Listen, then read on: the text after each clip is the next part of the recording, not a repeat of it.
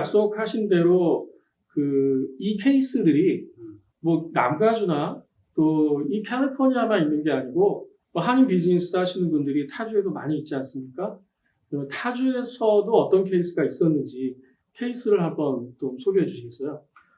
네, 저희가 이제 타주 도와드린 클라이언트들이 정말 많이 있는데요. 정말 다양한 곳에서 이제 연락을 많이 주십니다.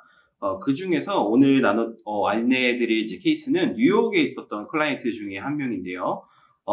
그분의 업종은 홀세일이라고 보시면 될 것 같아요. 홀세일과 매뉴팩처링을 이제 동시에 하시는 분인데, 좀 더 홀세일 부분이 강하신 분이고요. 이제 캘리포니아 같은 경우에는 클로딩, 패션 쪽으로 이제 홀세일이 많이 유명하죠. 또 이제 텍사스 같은 경우에는 여러 가지 이제 매뉴팩처링, 컨스트럭션 자재라든지, 뭐 블라인드라든지, 이제 뭐 여러 가지 그런 핸드폰 관련이라든지 이런 것들이 정말 많이 있습니다. 그래서 뉴욕은 또 저희가 도와드린 손님은 식품 관련이었습니다. 그래서 식품을 이제 뭐 식당에다가 납품하시는 분들도 있지만 그런 분들이 아니더라도 뭐 해외에서 수출을 해온다거나 아니면 수입을 해온다거나 그걸 통해서 마켓이나 이제 여러 가지 식품을 담당하는 그런 컨비니언스 스토어들 이런 데다가 납품하시는 그런 사업을 하시는 분이었는데요.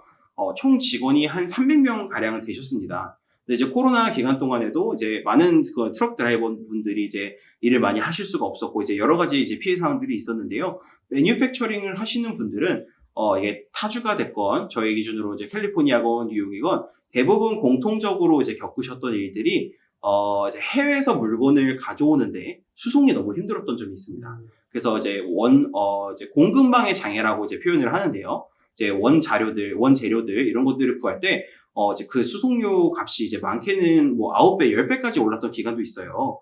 그래서 이제 어떻게 보면 좀 더 돈을 더 많이 주고 좀 더 개런티 되는 서비스를 이제 사용하시는 분들도 많이 있었고요. 그것을 한국, 일본, 중국, 뭐 인도네시아, 베트남 많이들 이제 수입해 오시는 곳들이 이제 그런 이제 동아시아의 국가들이 많은데요. 그런 부분에 대해서 정부 지침으로 인해서 정말 포트가 아예 닫아버린다든지 아니면은 그쪽에서 수입해왔던 공장들이 아예 닫아버린다든지 이제 이런 경우들이 많이 있습니다. 그래서 공장을 새로 구하는 것도 실질적으로 쉽지가 않고요. 또 거래를 계속 해왔던 곳이 아닌 곳에서는 같은 퀄리티가 유지될 리가 없겠죠.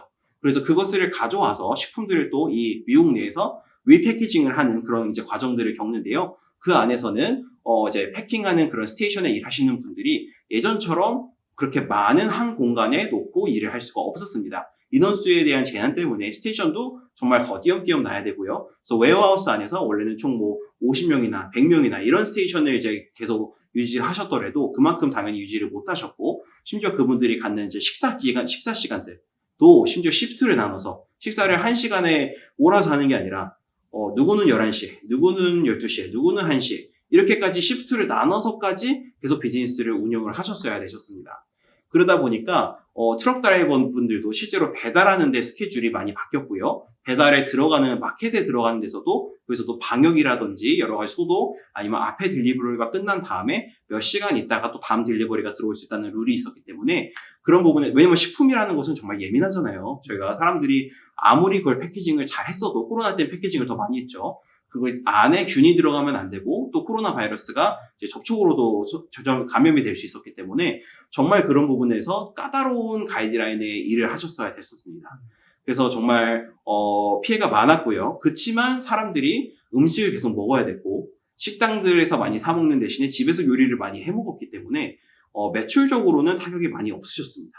그래서 이분들은 총 2.5 밀리언 정도의 실제 크레딧을 지금 신청을 하시고 이제 거의 받기 직전까지 와 계시는데요. 그 부분들이 참 이제 내가 홀세일을 하니까 뭐 에센셜 비즈니스가 뭐 에센셜 비즈니스니까요. 식품을 다루니까요. 신청을 못 한다. 이렇게 오해하시는 분들도 있었고요.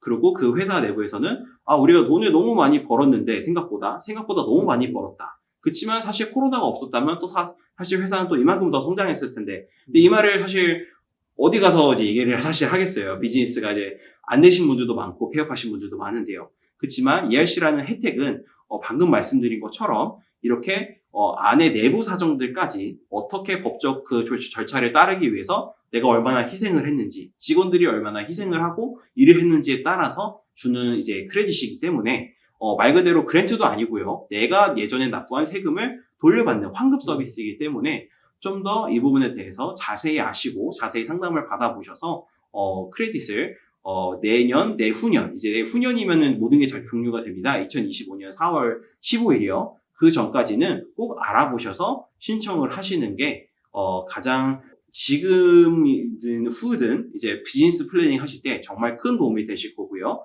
비즈니스 성장에도 큰 도움이 되실 겁니다. 네, 자세한 정보 알려주셔서 감사합니다.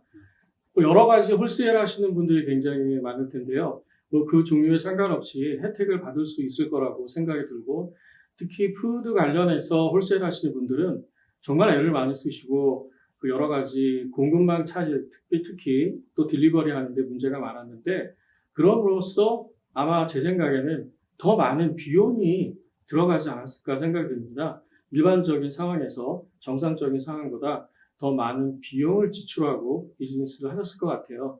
네, 그런 분들한테 이하시라는 이 정부에서 혜택을 주는 것으로 한편으로는 또 생각이 듭니다. 오늘도 너무 중요한 또 정보 저희한테 전달해 주셨고, 또 특히 홀세일 하시는 분한테 정말 유용한 정보를 전달해 주셨는데요. 다시 한번 저희한테 좋은 소식 전해주셔서 감사의 말씀 대신 전해드리겠습니다. 네. 네, 지금까지 또 뉴욕 케이스를 가지고 저희가 한번 또 다뤄봤고요. ERC에 대해서 이제는 조금 더 선명하게 저희가 정보를 알게 됐고, 또 그 깊이 있는 사실까지도 알게 된 것 같습니다. 다음 시간에는 또 더 유용한 정보를 가지고 찾아뵙도록 하겠습니다. 네, 지금까지 데니엘의 논투브 데니엘 박이었습니다. 감사합니다.